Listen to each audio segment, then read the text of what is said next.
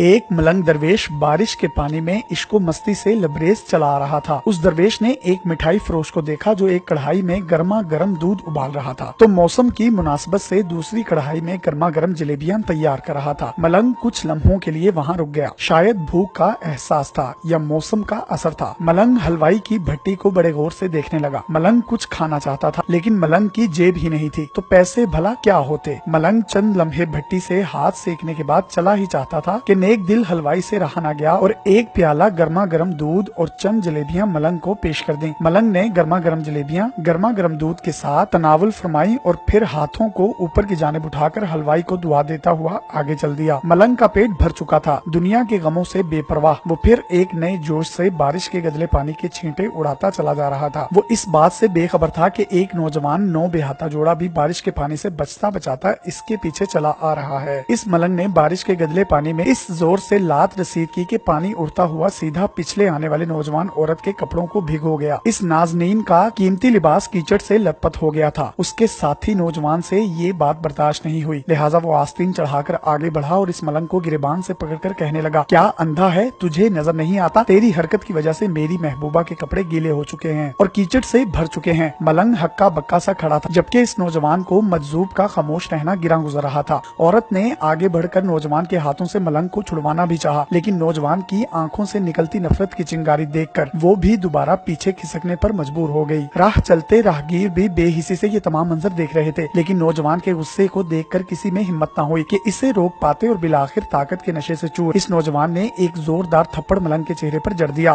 بوڑھا ملنگ تھپڑ کی تاب نہ لا سکا اور لڑکھڑاتا ہوا کیچڑ میں جا پڑا۔ نوجوان نے جب ملنگ کو نیچے گرتے دیکھا تو مسکراتے ہوئے وہاں سے چل دیا۔ بوڑھے ملنگ نے آسمان کی جانب نگاہ اٹھائی اور اس کے لب سے نکلا، واہ میرے مالک، کبھی گرما گرم دودھ جلیبیوں کے ساتھ اور کبھی گرما گرم تھپڑ، مگر جس میں تو راضی مجھے بھی وہی پسند ہے۔ یہ کہتا ہوا وہ ایک بار پھر اپنے راستے پر چل دیا۔ دوسری جانب وہ نوجوان جوڑا جوانی کی مستی سے سرشار اپنی منزل کی طرف گامزن تھا۔ تھوڑی ہی دور چلنے کے بعد وہ ایک مکان کے سامنے پہنچ کر رک گئے۔ وہ نوجوان اپنی جیب سے چابیاں نکال کر اپنی محبوبہ سے ہنسی مذاق کرتے ہوئے بالا خانے کی سیڑھیاں طے کر رہا تھا۔ بارش کے سبب سیڑھیوں پر پھسلن ہو گئی تھی۔ اچانک اس نوجوان کا پاؤں پھسل گیا اور وہ سیڑھیوں سے نیچے گرنے لگا۔ عورت زور زور سے شور مچا کر لوگوں کو اپنے محبوب کی جانب متوجہ کرنے لگی، جس کی وجہ سے کافی لوگ فوراً مدد کے واسطے نوجوان کی جانب لپکے، لیکن بہت دیر ہو چکی تھی۔ نوجوان کا سر پھٹ چکا تھا اور بہت زیادہ خون بہ جانے کی وجہ سے اس نوجوان کی موت واقع ہو چکی تھی۔ کچھ لوگوں نے دور سے آتے ملنگ کو دیکھا تو آپس میں چہمگوئیاں ہونے لگیں کہ ضرور اس ملنگ نے تھپڑ کھا کر نوجوان کے لیے بددعا کی ہے، ورنہ ایسا نوجوان صرف سیڑھیوں سے گر کر مر جانا بڑے اچنبے کی بات ہے۔ چند منچلے نوجوانوں نے یہ بات سن کر ملنگ کو گھیر لیا۔ ایک نوجوان کہنے لگا کہ آپ کیسے اللہ جو صرف ایک تھپڑ کی وجہ سے نوجوان کے لیے بددعا کر بیٹھے، یہ اللہ والوں کی روش ہرگز نہیں کہ ذرا سی تکلیف پر بھی صبر نہ کر سکے۔ وہ ملنگ کہنے لگا، خدا کی قسم میں نے اس نوجوان کے لیے ہرگز بددعا نہیں کی۔ تبھی مجمع میں سے ایک شخص نے پکارا، اگر آپ نے بددعا نہیں کی تو ایسا کڑیل نوجوان سیڑھیوں سے گر کر کیسے ہلاک ہو گیا؟ تب اس ملنگ نے حاضرین سے ایک انوکھا سوال کیا، کیا کوئی اس تمام واقعے کا عینی گواہ موجود ہے؟ ایک نوجوان نے آگے بڑھ کر کہا، ہاں میں اس تمام واقعے کا عینی گواہ ہوں۔ ملنگ نے اگلا سوال کیا، میرے قدموں سے جو کیچڑ اچھلی تھی کیا اس نے اس نوجوان کے کپڑوں کو داغدار کیا تھا؟ وہی نوجوان بولا، نہیں، لیکن عورت کے کپڑے ضرور خراب ہوئے تھے۔ ملنگ نے نوجوان کی باہوں کو تھامتے ہوئے پوچھا، پھر اس نوجوان نے مجھے کیوں مارا؟ نوجوان کہنے لگا، کیونکہ وہ نوجوان اس عورت کا محبوب تھا اور اس سے یہ برداشت نہیں ہوا کہ کوئی اس کے محبوب کے کپڑوں کو گندا کرے۔ اپنی معشوقہ کی جانب سے اس نوجوان نے آپ کو مارا۔ نوجوان کی بات سن کر ملنگ نے ایک نعرہ مستانہ بلند کیا اور کہتا ہوا وہاں سے رخصت ہو گیا، بس خدا کی قسم میں نے بددعا ہرگز نہیں کی تھی، لیکن کوئی ہے جو مجھ سے محبت رکھتا ہے اور وہ اتنا طاقتور ہے کہ دنیا کا بڑے سے بڑا بادشاہ بھی اس کے جبر سے